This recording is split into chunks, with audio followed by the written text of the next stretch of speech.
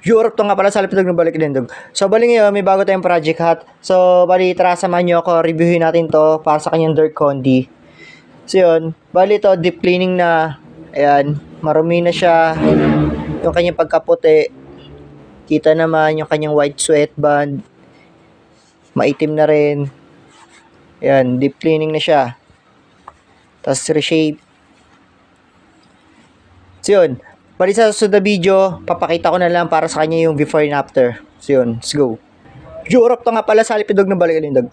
So bali ngayon, ito yung project natin. Tapos na itong labahan, tapos na natin itong mahulma. So tara, samahan nyo ako, reviewin natin to para sa kanya before and after.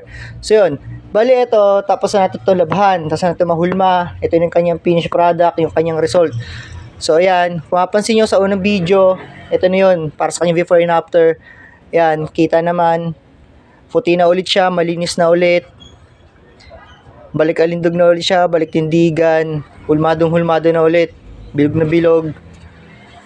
Ayan, mapapansin nyo sa unang video, yun, di ba? Kita naman yung kanyang diferensya, makukumpara nyo.